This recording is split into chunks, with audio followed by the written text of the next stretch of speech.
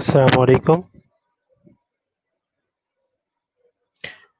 Students आज miss राखिल की छुट्टी है, मिस राखिल छुट्टी पे है तो उनका लेक्चर आज मैं रिप्लेस कर रहा हूँ। ठीक है, उन्होंने मुझे कहा था कि आपके साथ कोई भी क्रिटिकल केयर का कोई भी टॉपिक्स डिस्कस कर लें, ठीक है? तो मैं आप लोगों के साथ आज वेंटिलेटर डिस्कस करूँगा। आवाज़ आ रही है आप लोगों को?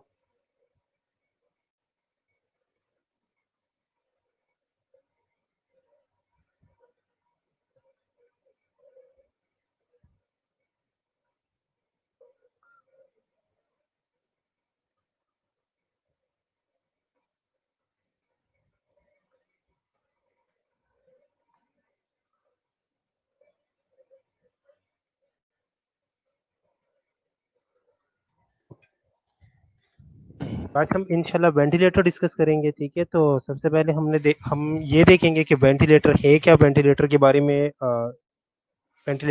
में पढ़ेंगे, ठीक है? उसके बाद हम देखेंगे कि कौन-कौन सी ऐसी इंडिकेटर्स हैं, जिसके बेस पे हम पेशेंट को वेंटिलेटर के ऊपर डालते हैं, ठीक है? उसके बाद हम देखेंगे कि नेगेटिव और पॉजिटिव प्रेशर वेंटिलेशन क्या है और एंड वेंटिलेटर के कुछ पैरामीटर्स देखेंगे, जिस तरह टाइडल वॉल्यूम है, मिनट वॉल्यूम है, FiO2 है, इंस्पिरेशन एक्सपिरेशन रेशियो है, पॉजिटिव एंड एक्सपिरेटरी प्रेशर जिसको हम पीप कहते हैं, सेंसिटिविटी है, ह्यूमिडिटी और टेम्परेचर के बारे में पढ़ेंगे, ठीक है? उसके बाद हम देखेंगे कि वेंटिलेटर के डिफरेंट मोड्स कौन कौन से हैं, ठीक है? ट्रबल शूटिंग कब आती है, वेंटिलेटर अगर बीप कर रहा है तो कौन कौन सी ऐसी चीजें जिसके ऊपर वेंटिलेटर जो है वो बीप करता है, ठीक है? उसके बाद हम ये देखेंगे कि वेंटिलेटर के ऊपर जब पेशेंट होता है तो उसके अंदर कौन कौन सी कॉम्प्लिकेशंस आती हैं। उसके अलावा हम देखेंगे आज के मैकेनिकल वेंटिलेशन के ऊपर जब पेशेंट होता है उनको हम नर्सिंग केयर क्या देंगे और पेशेंट को वेंटिलेटर से वीन अप कैसे करेंगे और वीन अप के बाद हम उसे किस तरह केयर देंगे, ठीक है? ओके, नेक्स्ट हम अब मैकेनिकल वेंटिलेटर क्या है, तो मैकेनिकल वेंटिलेटर जिसको हम मेडिकल वेंटिलेटर या सिंपली हम वेंटिलेटर कहते हैं। वेंटिलेटर वो मशीन है जिसको स्पेशली डिजाइन किया गया है जो कि ब्रीदेबल एयर को लंग्स के अंदर इन और आउट करता है, ठीक है? और ये किन लोगों के लिए हम यूज करते हैं, ये उन लोगों के लिए हम यूज करते हैं जो कि फिजिकली अनेबल है, जो कि फिजिकली वो अनेबल है कि ब्रीथ कर सके, या वो खुद ब्रीथ कर रहे हैं लेकिन वो इनसुफिशिएंट ब्रीथ कर रहे हैं, ठीक है? मैकेनिकल वेंटिलेटर या सिंपली वेंटिलेटर हम किसे कहते हैं? मैकेनिकल वेंटिलेटर एक मशीन है, एक स्पेशली डिजाइन किया हुआ मशीन है जो कि ब्रीदेबल एयर को लंग्स के अंदर इन और आउट करता है। और ये स्पेशली हम किन पेशेंट्स पे यूज करते हैं या हम किन लोगों पे यूज करते हैं? ये हम उन लोगों पे यूज करते हैं जो फिजिकली वो ब्रीदिंग लेने के काबिल नहीं होते या वो खुद ब्रीदिंग ले रही है लेकिन उनकी ब्रीदिंग जो है वो इनसफिशिएंट है, ठीक है? ओके, अब मैकेनिकल वेंटिलेशन क्या है? मैकेनिकल वेंटिलेशन जो है ये वो प्रोसेस है या वो टेक्निक है जिसके जरिए हम एयर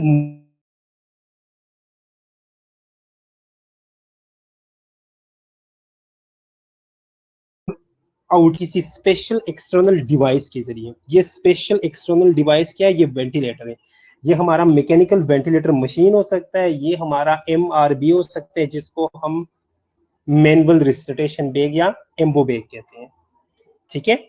मैकेनिकल वेंटिलेशन क्या है? मैकेनिकल वेंटिलेशन एक एक्सटर्नल डिवाइस जो कि हम जिसको हम पेशेंट को जिससे हम पेशेंट को डायरेक्टली अटैच करते हैं और उसके जरिए हम ब्रीदेबल एयर को लंग्स के अंदर इन और आउट करते हैं, उसे हम क्या कहते हैं? उस प्रोसेस को हम मैकेनिकल वेंटिलेशन कहते हैं, ठीक है?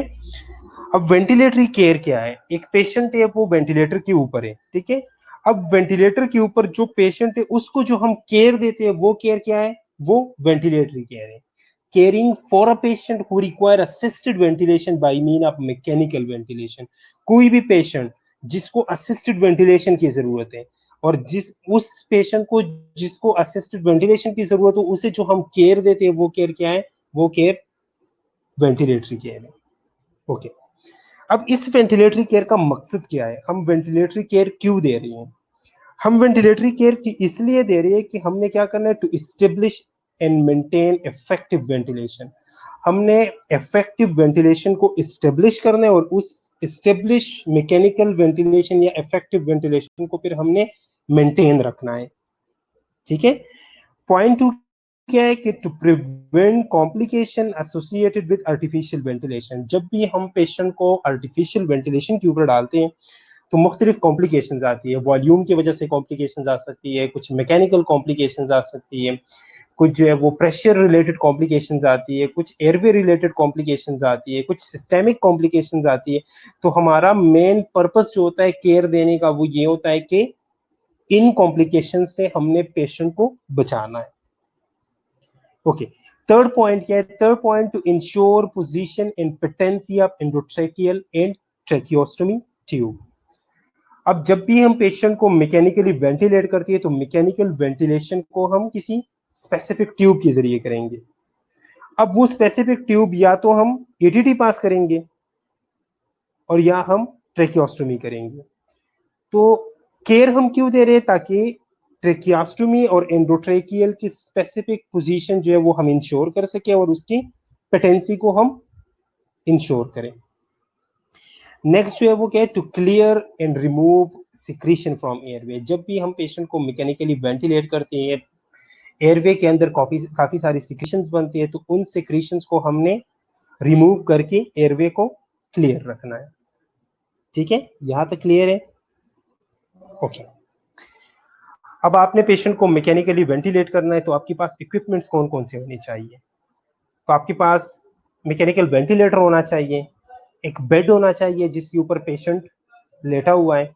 ठीक है, वो बेड और वेंटिलेटर दोनों जो है वो बेड लॉक होनी चाहिए, बेड लॉकर भी होना चाहिए और साथ में वेंटिलेटर की व्हील्स जो है वो भी लॉक होनी चाहिए। ठीक है, ऐसा ना हो कि आपका पेशेंट जो है वो वेंट पे है और वेंट कहीं और जा रहा हो और पेशेंट का बेड जो है बेड कहीं और जा रहा है। ठीक है, तो बेड और वेंटिलेटर दोनों जो है वो लॉक होने चाहिए, दोनों की व्हील्स। इसके अलावा आपके पास सक्शन अपरेटस होना चाहिए। ठीक है, कंटिन्यूस मॉनिटरिंग अपरेटस होना चाहिए जो आज जो हमारे हॉस्पिटल में जिस तरह हम कार्डियक मॉनिटर्स वगैरह यूज करते हैं। ठीक है, इसके अलावा आपके पास रिससिटेशन चार्ट होना चाहिए जिसके ऊपर आपने अपनी सारी रीडिंग्स जो है वो मेंशन करनी है। ठीक है, और साथ में आपके पास डिफिब्रिलेटर होना चाहिए। ठीक है, एक ऑक्सीजन सेटअप होना चाहिए जिसके साथ आपने अपनी वेंटिलेटर को कनेक्ट करना है और ऑक्सीजन सप्लाई लेनी होती है। साथ में आपके पास एक एमआरबी बैग होना चाहिए, मैनुअल रिससिटेशन बैग होना चाहिए जिसको हम एम्बो बैग कहते हैं। ठीक है, मैनुअल वेंटिलेशन बैग होना चाहिए और इसके अलावा आपके पास एंडोट्रेकियल इंट्यूबेशन सेट होना चाहिए क्योंकि आपने पेशेंट को इंट्यूबेट करना है। ठीक है, अब आप पेशेंट को मैकेनिकली वेंटिलेट कर रहे हो। पेशेंट को मैकेनिकली वेंटिलेट करने के पर्पसेस क्या है? हम पेशेंट को वेंट पे डाल रहे हैं। ठीक है, हमसे ऐसे कोई बाहर का कोई बंदा आया, ठीक है, पेशेंट आया हमारे पास आईसीयू में, फॉर एग्जांपल मैं आईसीयू में काम कर रहा हूँ, मेरे पास पेशेंट आए और मैं कह रहा हूँ कि मैंने पेशेंट को वेंट पे डालना है। अब पेशेंट के साथ जो है उनकी अटेंडेंट आई है। ठीक है, उनके अटेंडेंट को नहीं पता कि वेंट क्या है, ठीक है, और आईसीयू क्या है, उन्हें कुछ भी नहीं पता।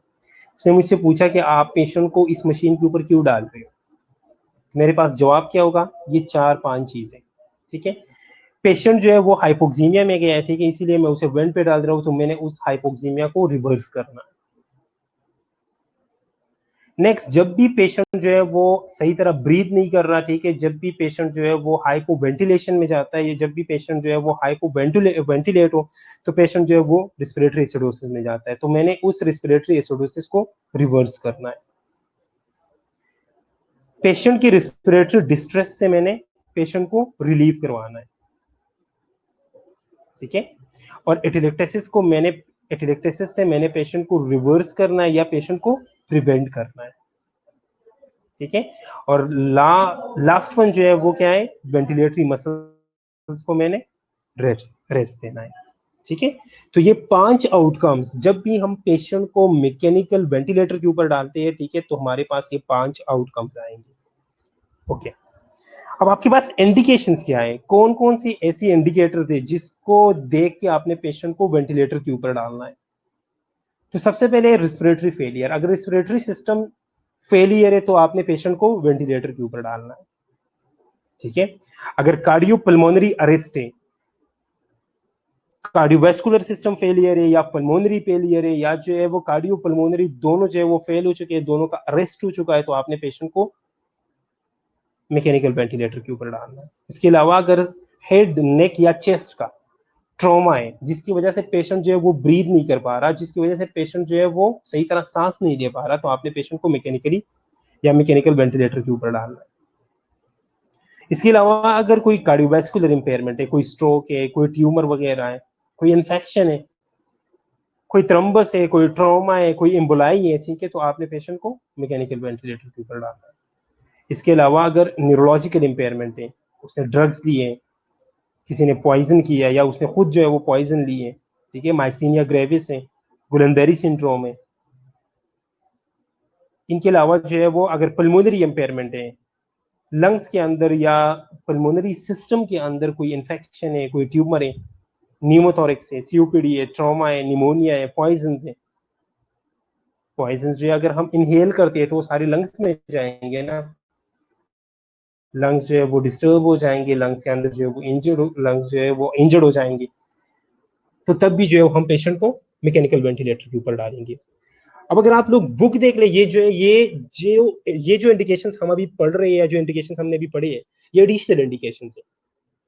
जो मेनली बुक्स के अंदर जो इंडिकेशंस दिए गए हैं वो ये मेन 4-5 चीजें हैं। Respiratory rate, partial pressure of carbon dioxide, partial pressure of oxygen, saturation level and pH level, ठीक है। तो पेशेंट का रिस्पिरेटरी रेट अगर 25 से ऊपर जा रहे हैं तो आपने पेशेंट को मैकेनिकली वेंटिलेट करना है। अब ये ऐसा नहीं है, आपने साथ साथ बाकी साइन सिम्टम्स को भी देखना है। अब फॉर एग्जांपल मैं आया, ठीक है, आपके पास, और मैं जो है वो रनिंग करके आया हूँ, मैं गेम करके आया हूँ, मैं एक्सरसाइज करके आया हूँ, मैं फुटबॉल खेल के आया हूँ या मैं क्रिकेट खेल के आया हूँ, तो मेरा रिस्पिरेटरी रेट तो वो 25, 30, 35 भी होगा। तो आपने साथ साथ बाकी साइन सिम्टम्स को भी देखना है, बाकी हेल्थ स्टेटस को भी देखना है, ठीक है। लेकिन अगर 20, अच्छा, अगर बाकी हेल्थ स्टेटस जो है वो डिटोरिएट कर रहा है और उसका रिस्पिरेटरी रेट जो है वो 25 से ऊपर जा रहा है, तो आपने पेशेंट को वेंटिलेट करना है। इसके अलावा अगर partial pressure of carbon dioxide जो है वो 50 mmHg से ऊपर जा रहा हो, या पार्शियल प्रेशर ऑफ ऑक्सीजन जो है वो 50 से कम जा रहा हो, तो आपने पेशेंट को वेंटिलेट करना है। नेक्स्ट जो है वो हमने सैचुरेशन लेवल देखना है। अगर सैचुरेशन 90 से नीचे आ रहा हो तो हमने, ये हमारे लिए जो है ये अलर्ट इंडिकेटर है, या ये हमारे लिए वेंटिलेशन की इंडिकेशन है। लास्ट जो है वो हम पीएच लेवल देखेंगे, ठीक है। तो अगर पेशेंट का पीएच लेवल जो है वो एसिडिक हो रहा है, पेशेंट जो है वो एसिडिटी की तरफ आ रहा है, 7.25 से उसका लेवल जो है वो नीचे आ रहा है, ठीक है, रिस्पिरेटरी एसिडोसिस की तरफ जा रहा है, तो हमने पेशेंट को मैकेनिकली वेंटिलेट करना है। ओके, अब इस कंडीशन को देखो, यहाँ पे जो रीडिंग्स लिखी हुई है, पीएच जो है वो 7.25 है, ठीक है, ऑक्सीजन जो है वो 50 से नीचे आ रहा है, ठीक है, कार्बन डाइऑक्साइड लेवल जो है वो 50 से जो है वो ऊपर जा रहा है, ठीक है। तो ये कंडीशन क्या है, ये रिस्पिरेटरी एसिडोसिस कंडीशन है। तो अगर पेशेंट रिस्पिरेटरी एसिडोसिस में जा रहा है तो आपने पेशेंट को as soon as possible mechanically ventilate करना है। यहां तक क्लियर है? ओके, अब आपने पेशेंट को मैकेनिकल वेंटिलेटर के ऊपर डाल दिया, तो जिस चीज के फायदे होते हैं ना उसके साथ साथ नुकसान भी होते हैं। अब हम बाकी चीजों को तो ठीक कर रहे हैं, उसका रिस्पिरेटरी रेट में ठीक कर रहा हूँ, ठीक है, उसका, उसे मैं हेपेटाइटिस से बचा रहा हूँ, ठीक है, उसका लंग कैपेसिटी जो है वो मैं बरकरार कर रहा हूँ, सारी चीजें मैं जो है वो नॉर्मलाइज करने की तरफ जा रहा हूँ, ठीक है, सारी चीजें जो है वो मैं नॉर्मलाइज करने की कोशिश कर रहा हूँ। लेकिन उसके साथ साथ कुछ नेगेटिव कॉन्सिक्वेंसेस भी आ रहे हैं, कुछ कॉम्प्लिकेशंस भी आ रहे हैं। तो मेन 3 तरह की कॉम्प्लिकेशंस आ सकती है। एयरवे की वजह से कॉम्प्लिकेशंस आएगी, मैकेनिकल कॉम्प्लिकेशंस आएगी और फिजियोलॉजिकल कॉम्प्लिकेशंस आएगी। एयरवे ने पास किया, मैंने कोई एक्सटर्नल ट्यूब डाला हुआ है, ठीक है, उसकी वजह से कॉम्प्लिकेशंस आएगी। मैकेनिकल कॉम्प्लिकेशन में जो काम कर रहा हूँ, ठीक है, मैंने जो वेंट अटैच किया उसकी वजह से कुछ कॉम्प्लिकेशंस आ सकती है। फिजियोलॉजिकल कॉम्प्लिकेशंस, अब जब हम बाहर से जो है वो एक एक्सटर्नल मशीन अटैच है, उस एक्सटर्नल मशीन के ऊपर वो पूरा पेशेंट जो है वो डिपेंडेंट है, तो मैं पेशेंट की फिजियोलॉजी के साथ खेल रहा हूँ, मैं पेशेंट की फिजियोलॉजी को डिस्टर्ब कर रहा हूँ जो कि उसकी नॉर्मल फिजियोलॉजी है।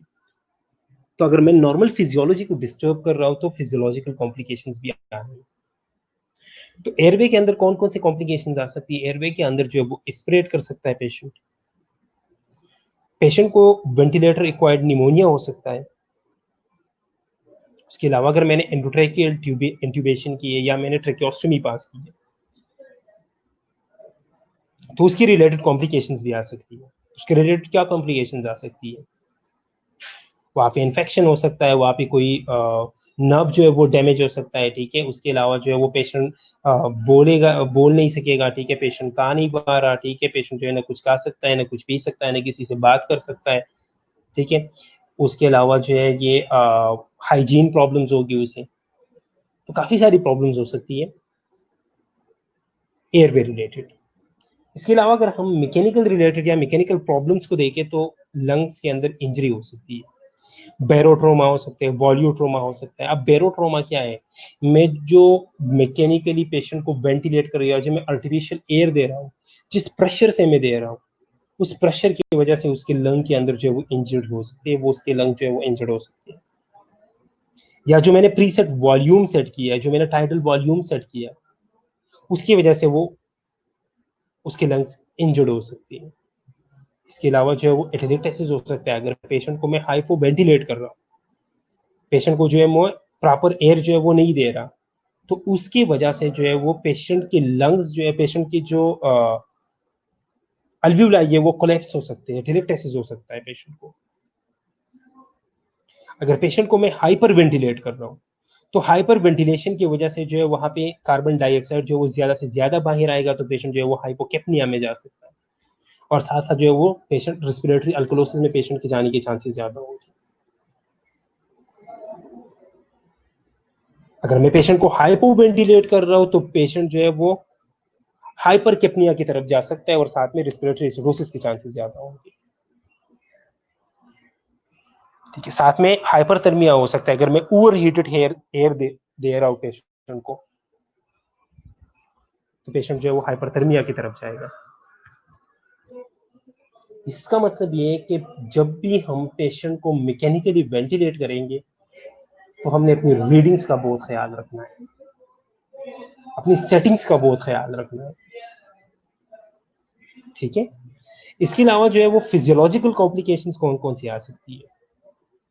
उसके कार्डियक फंक्शन जो है वो डिप्रेस हो सकते हैं, ठीक है। हाइपोटेंशन में जा सकता है, फ्लूइड ओवरलोड में जा सकता है, ठीक है। इसके अलावा रेस्पिरेटरी मसल्स जो है वो वीक हो सकते हैं, उनकी एट्रोफी हो सकती है। इमोबिलिटी, पेशेंट जो है वो आपने पेशेंट को वेंट पे डाला है, ठीक है, तो पेशेंट जो है वो लेटा रहा है, ठीक है, वो इमोबाइल है, पेशेंट को आपने इमोबाइल किया, तो इमोबिलिटी की वजह से कॉम्प्लिकेशन आ सकती है। जीआई प्रॉब्लम्स आ सकती है, paralytic ileus, stress ulcer, distinction वगैरह जो है वो, गैस प्रॉब्लम्स वगैरह जो है वो आ सकती है।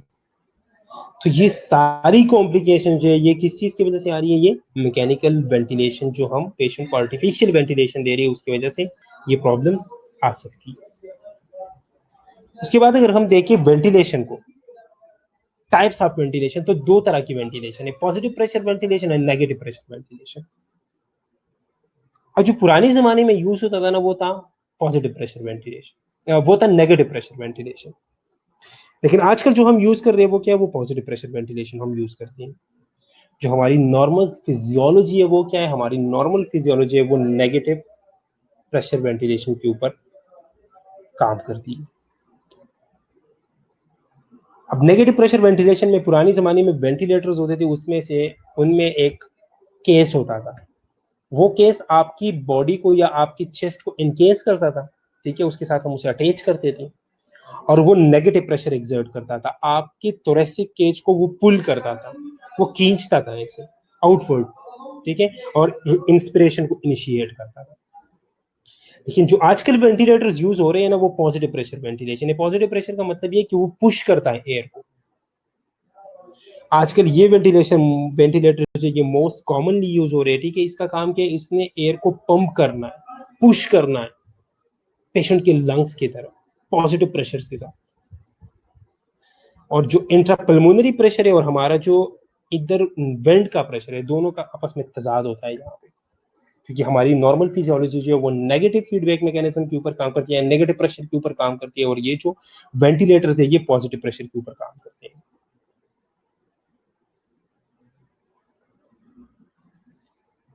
ठीक है। अब पॉजिटिव प्रेशर वेंटिलेटर्स की कुछ टाइप्स या मोड्स हैं। वॉल्यूम साइकिल वेंटिलेटर्स हैं, प्रेशर साइकिल वेंटिलेटर्स हैं, टाइम साइकिल्स है और high frequency ventilation. Volume cycle ventilators कौन कौन से हैं? Volume cycle is the name indicate volume. इस वेंटिलेटर में हम क्या करते हैं, इस टाइप ऑफ मोड में या इस मोड में हम वॉल्यूम सेट करते हैं, जो हमारा टाइडल वॉल्यूम है। टाइडल वॉल्यूम क्या है? जो एयर इंस्पिरेशन में अमाउंट ऑफ एयर जो कि इंस्पिरेशन में अंदर जाती है या एक्सपिरेशन में बाहर आ रही है, वो क्या है? वो हमारा टाइडल वॉल्यूम है। इसमें हम टाइडल वॉल्यूम सेट करते हैं। मोस्टली किन पेशेंट के लिए ये करते हैं? जिसको ब्रोंकोस्पेज्म की प्रॉब्लम हो या जिसको रेस्पिरेटरी डिस्ट्रेस सिंड्रोम हो, जिसकी वजह से ब्रोंकस जो है, ब्रोंकियोल्स के अंदर जो है वो स्पेज्म हुआ है।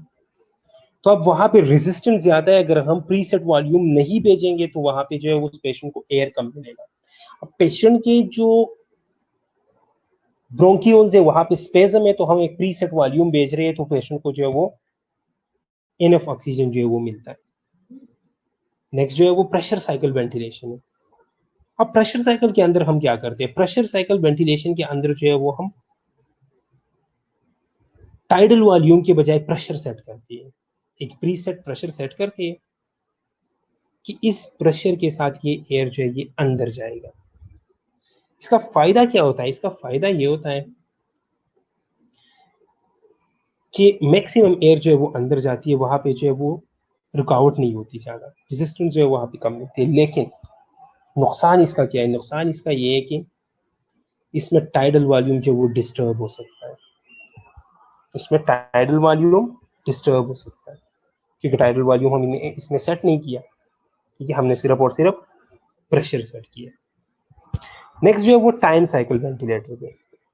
टाइम साइकिल में हम क्या करते हैं? टाइम साइकिल में हम इंस्पिरेटरी टाइम जो है, जो इंस्पिरेशन का टाइम है, वो हम सेट करते हैं कि इतनी देर में, इतने टाइम में एयर जो है उसने अंदर जाना है। नॉर्मल जो इंस्पायरेशन और एक्सपायरेशन का रेशो है वो है 1:2 या 1:3। इंस्पिरेशन जो है वो एक्टिव प्रोसेस है, ठीक है, उसमें हमारी एनर्जी और हमारी एटीपी जो है वो खर्च हो रही है, ठीक है, तो इस वजह से जो है इंस्पिरेशन के अंदर जो है वो टाइम कम लगता है। एक्सपिरेशन जो है वो पैसिव प्रोसेस है, ठीक है, उसमें टाइम जो है वो थोड़ा सा ज्यादा लगता है, ठीक है। तो नॉर्मल जो रेशियो है वो 1:3 है, लेकिन इसमें जो है वो हम क्या करते हैं, वो पेशेंट की कंडीशन के हिसाब से जो है वो हम रेशियो जो है वो चेंज करते हैं, ठीक है। लेकिन ये मोड बहुत रेयरली जो है वो यूज होता है, बहुत रेयरली, कभी कभार हम इसे एम्फीसीमा वगैरह में जो है वो यूज कर लेते हैं।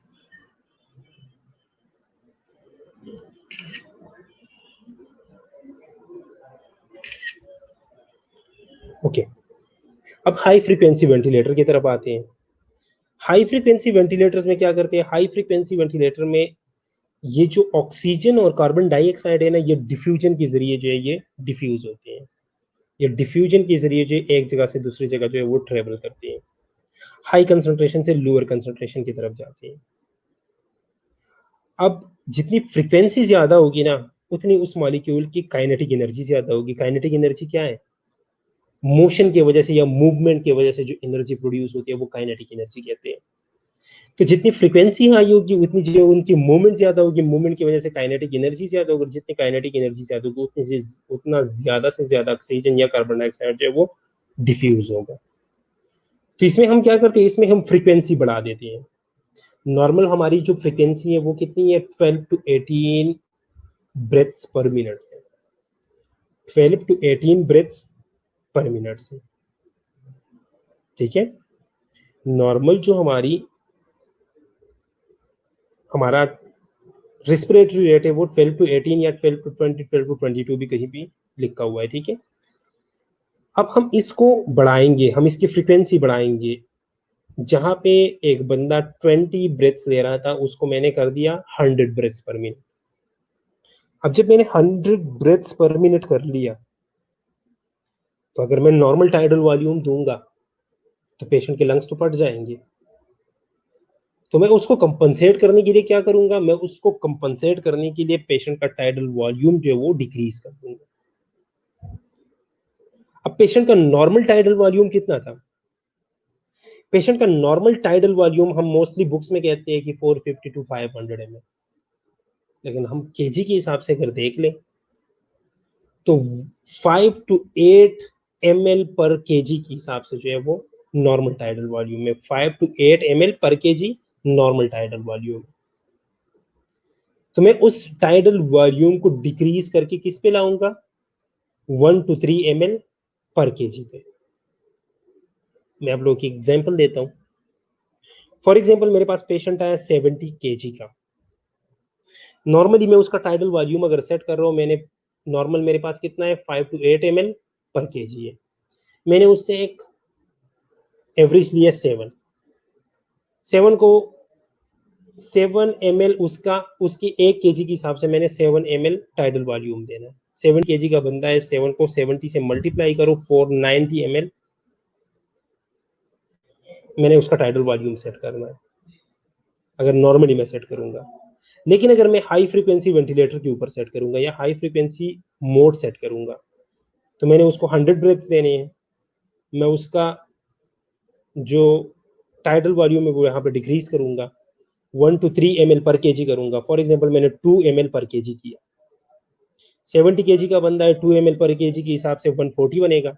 तो 140 ml मैंने देने हैं उसको 1 मिनट में 100 टाइम्स। ठीक है। तो हाई फ्रीक्वेंसी वेंटिलेटर में हम फ्रीक्वेंसी बढ़ाते हैं, हम रिस्पिरेटरी रेट बढ़ाते हैं, लेकिन लंग्स को इंजरी से बचाने के लिए हम कंपनसेशन के लिए क्या करते हैं? स्मॉल टाइडल वॉल्यूम सेट करते हैं। हम क्या करते हैं? स्मॉल टाइडल वॉल्यूम सेट करते हैं। जहां पे मैंने देना था 5 टू 8 ml पर केजी, वहां पे मैं अब दे रहा हूं 1 टू 3 ml पर केजी। ठीक है, यहां तक क्लियर है? ओके। अब एक पेशेंट है, ठीक है, वो मैकेनिकल पॉजिटिव प्रेशर वेंटिलेशन के ऊपर है, उसके अंदर कौन कौन सी इंजरीज हो सकती है? तो 4 तरह की इंजरीज जो है वो बहुत कॉमन है। बेरोट्रोमा है, वॉल्यूट्रोमा है, एटेलिक ट्रोमा है और बायोट्रोमा है। एक और है वेली और विलाई। ठीक है, 5। ठीक है। अब बेरोट्रोमा क्या है? बेरोट्रोमा मैंने आप लोगों से पहले बेलो और वॉल्यूट्रोमा और बेरोट्रोमा मैंने आप लोगों से पहले भी डिस्कस किया कि बेरोट्रोमा क्या है। हाई प्रेशर जो है कंटिन्यूस हाई प्रेशर के साथ जो है वो एयर जो है वो इंजेक्ट कर रहा हूँ पेशेंट के अंदर। ठीक है, तो एयर जो है वो हाई प्रेशर एयर की वजह से जो है वो अल्वियोलाई जो है वो रप्चर हो सकते हैं और एयर जो है उससे लीक हो सकता है। ठीक है, तो निमोथेरिक्स और निमोमीडियास्टिनम के चांसेस होते हैं। निमोथेरिक्स का मतलब ये है कि थोरेसिक कैविटी के अंदर जो है वो एयर का आना या मीडियास्टिनम कैविटी के अंदर जो है वो एयर का आना। उसके बाद वॉल्यू ट्रोमा है। ठीक है, मैं हाई टाइडल या लार्ज टाइडल वॉल्यूम मैंने सेट की है। ठीक है, तो लार्ज टाइडल वॉल्यूम की वजह से जो वॉल्यू ट्रोमा हो सकता है। ज्यादा एयर की वजह से, ज्यादा वॉल्यूम की वजह से एल्वियोलाई जो है वो फ्रैक्चर हो सकते हैं। ठीक है, और उस फ्रैक्चर की वजह से जो है वो फ्लूइड और प्रोटीन जो है वो लंग्स के अंदर जो है वो आ सकती है। ठीक है, तो उसकी वजह से जो है नॉन कार्डियोजेनिक पल्मोनरी एडिमा के चांसेस होते हैं। इसके अलावा एटिलिक ट्रॉमा हो सकता है। ठीक है, एटिलिक ट्रॉमा किस चीज़ की वजह से होता है? तो बार बार जो है वो अल्वियोलाई रिपीटेडली जो है वो ओपनिंग क्लोजिंग हो रही है अल्वियोलाइज के अंदर, तो यहाँ पे अल्वियोलाई के अंदर जो है वो शेयर इंड्यूस इंजरी हो सकती है, कट वगैरह लग सकती है। ठीक है, जिसे हम एटिलिक ट्रॉमा कहते हैं। इसके अलावा बायोट्रोमा है। ठीक है, बायोट्रोमा में क्या होता है? बायोट्रोमा में अल्वियोलाई के अंदर मुख्तलिफ साइटोकाइंस वगैरह रिलीज होते हैं, मुख्तलिफ केमिकल मीडिएटर्स रिलीज होते हैं। और केमिकल मीडिएटर की रिलीज की वजह से जो है वो इन्फ्लेमेटरी रिस्पॉन्स वहाँ पे स्टार्ट हो जाता है। ठीक है, जिसे हम बायोट्रोमा कहते हैं। और लास्ट जो है वो वेंटिलेटर एसोसिएटेड लंग इंजरी, जिसको हम वेली या विली कहते हैं, वेंटिलेटर इंड्यूस लंग इंजरी। अब इसमें होता क्या है? इसमें लंग्स डैमेज होते हैं किस चीज से? प्रोलॉन्ग वेंटिलेशन की वजह से। Prolong high level of oxygen रहता है, हाई वॉल्यूम हाई प्रेशर के साथ, उसकी वजह से जो सरफेक्टेंट का लेवल है ना वो डिक्रीज हो जाता है। जब सरफेक्टेंट का लेवल डिक्रीज हो जाता है तो वहां पे इन्फ्लेमेटरी रिस्पॉन्सेज जो है इंक्रीज हो जाते हैं।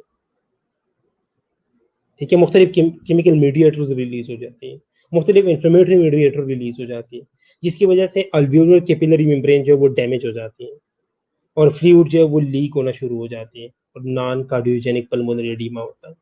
इसे नॉन कार्डियोजेनिक पल्मोनरी एडिमा क्यों कहते हैं? क्योंकि इसमें हार्ट जो है वो इन्वॉल्व नहीं होता। ये होली सोली जो है वो पॉजिटिव प्रेशर वेंटिलेशन की वजह से होती है। ठीक है, ये होली सोली पॉजिटिव प्रेशर वेंटिलेशन की वजह से होती है। अब वेंटिलेटर के डिफरेंट सेटिंग्स है, ठीक है, आप लोगों ने देखी भी होंगी हॉस्पिटल में मुख्तलिफ चीज़ें जो है वो हम सेट करते हैं जब भी हम वेंटिलेटर जो है वो रेडी करते हैं। हम FiO2 सेट करते हैं, ठीक है, फ्रैक्शन ऑफ इंस्पायर ऑक्सीजन जिसे कहते हैं, टाइडल वॉल्यूम सेट करते हैं, रिस्पिरेटरी रेट सेट करते हैं, ठीक है, पॉजिटिव एंड एक्सपिरेटरी प्रेशर जो है वो सेट करती है, पीक फ्लो सेट करते हैं, peak inspiratory pressure limit, high pressure alarm जो जिसे जो है वो जहाँ पे जो है एक लिमिट हम सेट करते हैं कि इस लिमिट के ऊपर अगर जाएगा तो वेंटिलेटर जो है वो बीप करेगा। सेंसिटिविटी हम देखते हैं, ठीक है, इंस्पिरेटरी एक्सपिरेटरी का एक रेशो सेट करते हैं, ह्यूमिडिफिकेशन और टेम्परेचर सेट करते हैं और लास्ट में जो है वो हम साइज सेट करते हैं। तो ये सारे आगे हम जो है वो एक एक करके पढ़ेंगे, लेकिन आप लोगों का टाइम जो है वो ऑलमोस्ट कंप्लीट होने वाला है, ठीक है, क्योंकि अब नेक्स्ट प्रेजेंटर ने भी फिर ऑनलाइन होना होता है और तब तक मैं आप लोगों की अटेंडेंस वगैरह भी लगा लूँगा। तो यहाँ तक अगर किसी का कोई क्वेश्चन है तो वो पूछ लो।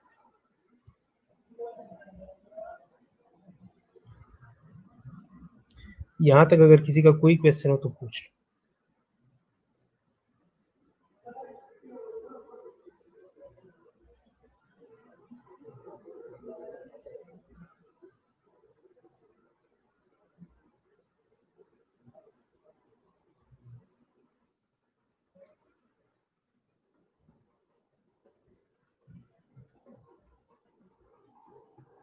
किसी का कोई क्वेश्चन नहीं है? किसी का कोई क्वेश्चन नहीं है, इसका मतलब या तो बिल्कुल समझ नहीं है या सब कुछ समझ आ गया। सब कुछ समझ आना तो है पॉसिबल नहीं है, इसका मतलब है कुछ भी समझ नहीं है। ठीक है, चले किसी का कोई भी क्वेश्चन हो तो आप लोग पूछ सकते हो, ठीक है, इसमें। चले, नहीं है कोई क्वेश्चन? ओके ओके ओके, चले, नहीं है अगर कोई क्वेश्चन तो फिर हम अपना लेक्चर यहाँ पे एंड कर लेते हैं, क्योंकि फिर 5 मिनट रह गए। 5 मिनट में मैं आप लोग की अटेंडेंस वगैरह लगा लूँगा और बाकी दूसरे प्रेजेंटर ने भी ऑनलाइन होना होता है, ठीक है। तो ओके, अल्लाह हाफिज़, अपना बहुत बहुत ख्याल रखिएगा।